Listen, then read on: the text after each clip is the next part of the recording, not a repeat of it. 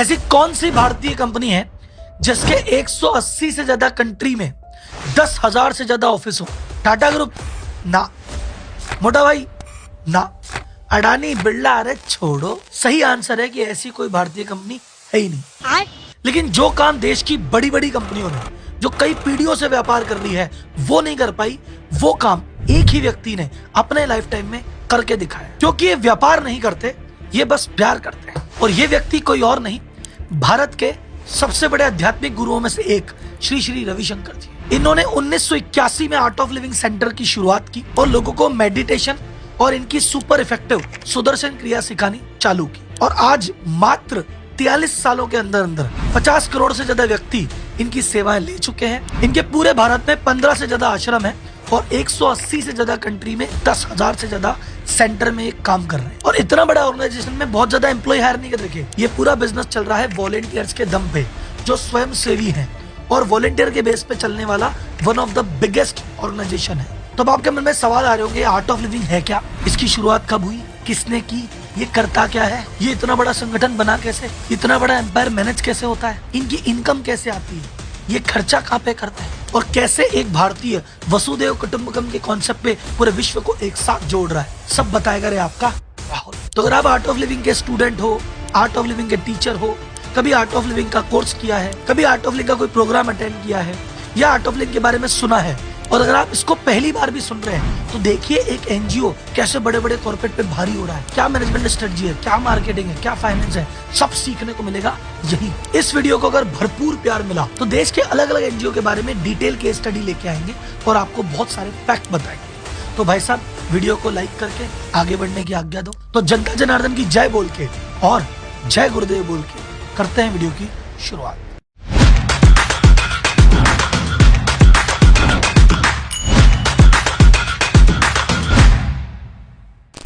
Art of living है क्या और ये करता क्या है? तो बहुत से लोग जो आर्ट ऑफ लिविंग को मतलब दूर दूर से जानते हैं, वो ये कहते हैं अरे एक एनजीओ है जो योगा मेडिटेशन सिखाता है, और ज्यादातर बुजुर्ग लोग जाते होंगे और क्या है। लेकिन भाई ये तो सिर्फ टिप ऑफ आइसबर्ग है। जितना दिख रहा है उससे 10 गुना ज्यादा बड़ा है। ये मल्टीपल चीजें कर रहा है, ये जीने की कला सिखा रहा है और ये अत्र है, तत्र है, सर्वत्र है। एक समरी बता देता हूँ। आर्ट ऑफ लिविंग 57 तरीके के कोर्स ऑपरेट करता है। Art of living Indian culture को भी प्रमोट करता है, ये फ्री स्कूल भी ऑपरेट करता है, ये एनवायरनमेंट के लिए काम करता है, ये विश्व की शांति के लिए काम करता है, ये कॉन्फ्लिक्ट रिजॉल्व करता है और इसने बड़े बड़े वर्ल्ड रिकॉर्ड भी बनाए हैं। आइए एक एक करके जानते हैं इन सभी चीजों को, फिर देखेंगे ये इतना बड़ा कैसे बना और ये मैनेज कैसे होता है। तो शुरू से शुरू करते हैं। कौन है श्री श्री रविशंकर जी? श्री श्री रविशंकर जी को प्यार से आर्ट ऑफ लिविंग वाले गुरुजी बुलाते हैं, तो हम भी गुरुजी बोल के शुरुआत करेंगे। गुरुजी का जन्म 1956 में दक्षिण भारत में कहीं हुआ और मात्र 4 साल की उम्र में गीता के श्लोक याद हो गए थे। इन्होंने बैंगलोर यूनिवर्सिटी से बीएससी किया है। इनकी डिग्री फिजिक्स में भी है और इनकी डिग्री वैदिक लिटरेचर में भी है। 1982 में ये 10 दिन के साइलेंस में गए और इनको वहां पे सुदर्शन क्रिया प्राप्त हुई, और जैसे इनको सुदर्शन क्रिया मिली ये तुरंत इसको वर्ल्ड को सिखाने के मिशन पे लग गए। आर्ट ऑफ लिविंग फाउंडेशन है क्या? गुरुजी को जब ये मिली क्रिया, उन्होंने कहा भाई साहब पूरे विश्व को इस क्रिया से जोड़ना है, तो उन्होंने आर्ट ऑफ लिविंग फाउंडेशन नामक एनजीओ की स्थापना की। तो जर्नी शुरुआत हुई एक व्यक्ति से, एक मिशन से और मात्र एक कोर्स से। उस समय हुआ करता था हैप्पीनेस कोर्स, जिसका उद्देश्य था ज्यादा से ज्यादा लोगों को मेडिटेशन और सुदर्शन क्रिया सिखाई जाए। और वो एक व्यक्ति से ये संगठन इतना बड़ा हो गया कि आज भारत में 15 आश्रम है और पूरे विश्व के 180 देशों में 10,000 से ज्यादा सेंटर है, 35,000 से ज्यादा टीचर हैं और 50 करोड़ से ज्यादा लोग इनसे जुड़ चुके हैं। अब ये सब हुआ कैसे, इतना बड़ा संगठन बना कैसे, ये सब बातें डिटेल में बताते हैं। साथ में गुरुजी से जुड़े हुए 10 इंटरेस्टिंग फैक्ट बताऊंगा वीडियो के अंत में, तो भाई साहब अंत तक बने रहना। तो साहब ये संगठन इतना बड़ा कैसे हुआ? सर जी बताओ, एक बिजनेस बड़ा कैसे होता है? बिजनेस में होता है या तो अपने प्रोडक्ट बढ़ा दो, या फिर भाई साहब आप एरिया बढ़ा दो, या फिर आप अपने चैनल बढ़ा दो। यही स्ट्रेटेजी सब जगह लगती है। बस बिजनेस में और यहाँ पे डिफरेंस है, बिजनेस को चाहिए प्रॉफिट और यहाँ चाहिए प्यार। सबसे पहला स्टेप, मोर प्रोडक्ट मोर कोर्सेस। सबसे पहले सिर्फ एक ही कोर्स पढ़ाते थे, हैप्पीनेस कोर्स। इसमें सभी एज ग्रुप के लोगों को सिखाया जाता था। फिर इनको रियलाइज हुआ कि भैया युवाओं को जोड़ने के लिए कुछ अलग प्रोग्राम स्टार्ट करना पड़ेगा, तो इन्होंने नेक्स्ट प्रोग्राम स्टार्ट किया, हैप्पीनेस प्रोग्राम फॉर यूथ। ये स्पेशली यूथ के लिए हुआ करता था। तो एक प्रोडक्ट ऐड हो गया। फिर इन्हीं में से कुछ लोग बोले कि सर जी ये तो बेसिक लेवल का मेडिटेशन है, हमको एडवांस लेवल पे जाना है। तो 3 दिन का एडवांस कोर्स लॉन्च हुआ, जहां पे भाई साहब 60 घंटे का मौन रखा जाता है। एक कोर्स और बढ़ गया। अब ये सारे कोर्सेज हो रहे थे मेंटल मजबूत बनाने के लिए, इमोशनली मजबूत बनाने के लिए। फिजिकल मजबूत बनाने के लिए क्या करें, तो शुरुआत हुआ श्री श्री योगा लेवल 1, फिर सक्सेसफुल हुआ तो बना लेवल 2। फिर सोचा कि अरे तो शहरी लोग जुड़ रहे हैं, रूरल एरिया को जोड़े, तो एक प्रोग्राम चालू किया YLTP। फिर बच्चों के लिए एक इंट्यूशन प्रोग्राम चालू कर दिया। फिर कहा कि अरे बिजनेसमैन रह गए, तो कॉर्पोरेट्स के लिए एक और कोर्स लॉन्च कर दिया। और धीरे धीरे करके आर्ट ऑफ लिविंग यूनिवर्स में हो गए टोटल 57 कोर्सेस, जो हर उम्र में, हर एरिया के और हर तरह के लोगों को कनेक्ट करते हैं।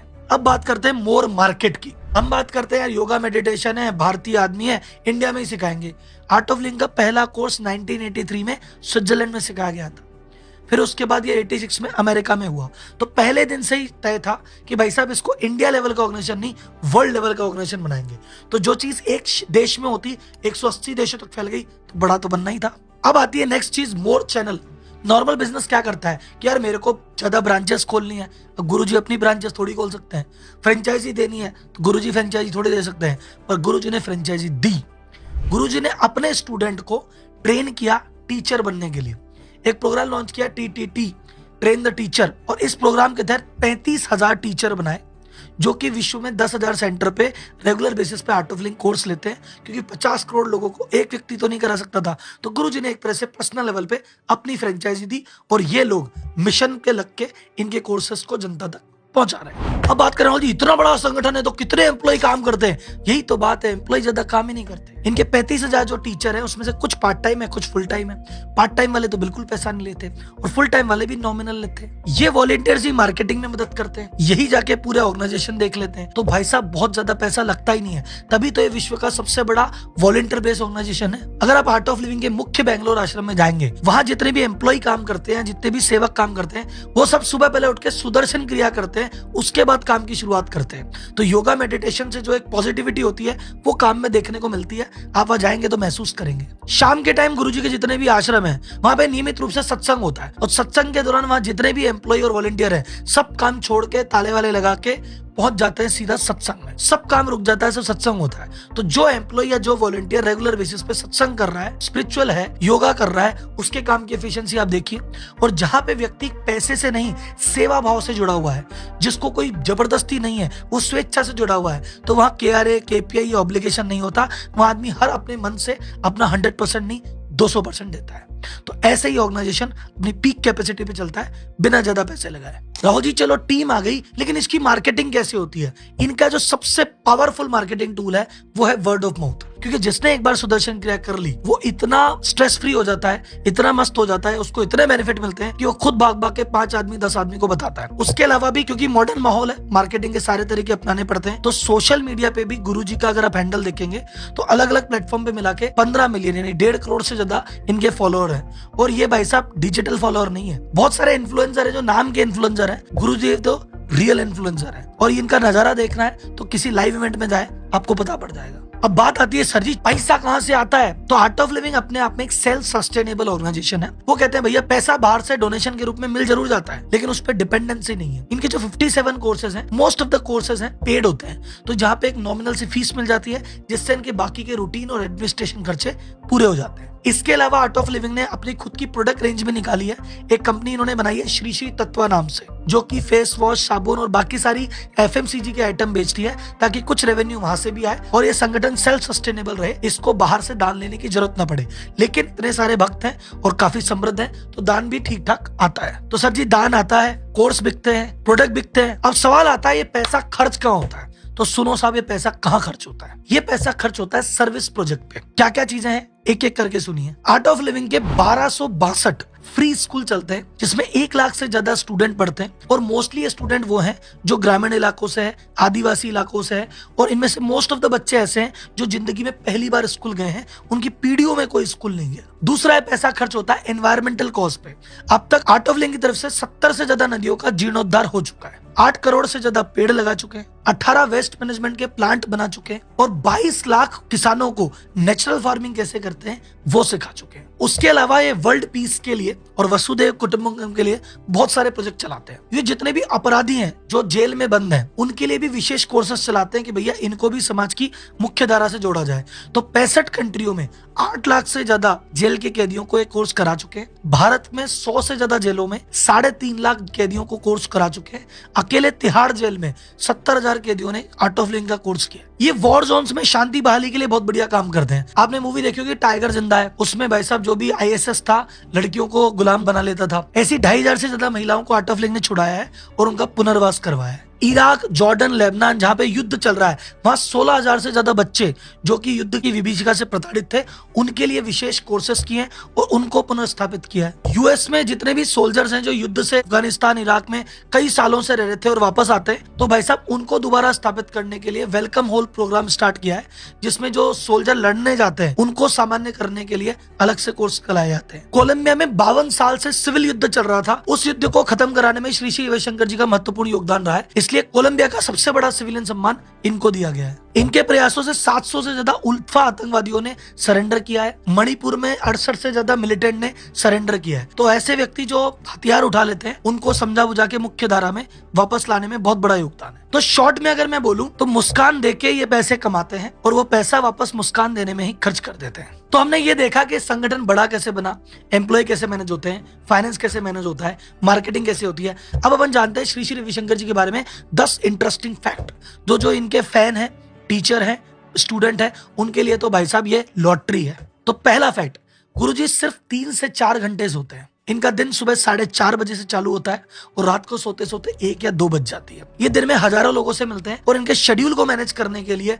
5 सेक्रेटरी लगे हुए हैं। सेकंड फैक्ट, ये एक साल में मिनिमम 40 कंट्री ट्रेवल करते हैं और 6 महीने देश से बाहर ही रहते हैं। तीसरा फैक्ट, अब सोचो 40 कंट्री ट्रेवल करते हैं एक साल में और कितने सालों से ट्रेवल कर रहे हैं, तो इनके पासपोर्ट पे जो ठप्पे लगे हुए हैं, इनके अगर पासपोर्ट को एक पे एक रखा दिया जाए तो पूरी शेल्फ, पूरा संदूक भरा हुआ रखा है। चौथा फैक्ट, US और कनाडा के 29 शहरों में श्री श्री रविशंकर दिवस मनाया जाता है। इनके नाम पे पूरा दिन डेडिकेटेड है। पांचवा फैक्ट, गुरुजी को 7 भाषाएं आती है और वीणा बजाना भी आता है। फैक्ट नंबर 6, गुरुजी के पास जब अपन कहते हैं ना कि डॉक्टरेट की डिग्री मिली है, वर्ल्ड की 26 अलग अलग यूनिवर्सिटी से इनको डॉक्टरेट की उपाधि मिल चुकी है। तो अगर ये डॉक्टर रविशंकर लगाना चाहें 26 बार लगा सकते हैं। विश्व के 4 देशों ने इनको अपने देश का सर्वोच्चम सम्मान दिया है। कोलंबिया ने दिया है, मंगोलिया ने दिया है, पराग्वे ने दिया है और सूरीनाम ने दिया है। फैक्ट नंबर 8, अब आप सोच रहे हो इंडिया ने तो नहीं दिया, इंडिया ने इनको पद्म विभूषण दिया है। फैक्ट नंबर 9, इनको अलग अलग 55 गवर्नमेंट से अवार्ड मिले हैं। And last but not the least, ये फैक्ट गुरुजी के बारे में नहीं पर आर्ट ऑफ लिविंग आश्रम के बारे में है। आर्ट ऑफ लिविंग आश्रम अगर आप आएंगे तो आर्ट ऑफ लिविंग आश्रम का जो किचन है वो टोटल 18,000 स्क्वायर फुट एरिया में फैला हुआ है और यहाँ पे हजारों लोग डेली खाते हैं और भारत की जो मेगा किचन है उसमें ये शुमार होता है। वैसे तो गुरुजी की इतनी बड़ी पर्सनैलिटी है कि मैं सुबह से लेकर शाम तक 8 घंटे बोलूं तो भी सब कुछ नहीं बता सकता, पर जितनी कोशिश की, कितनी सफल हो पाई नहीं हो पाई, मुझे आर्ट ऑफ लिविंग के फैंस, टीचर्स सब बताइए। और जिसने पहली बार सुना कि अरे यार इतना बड़ा काम करते हैं क्या, तो भाई साहब वो भी आपका शौक लाइक के रूप में बता दीजिए। अगली वीडियो में फिर मिलेंगे, तब तक के लिए धन्यवाद। जय हिंद और जय गुरुदेव।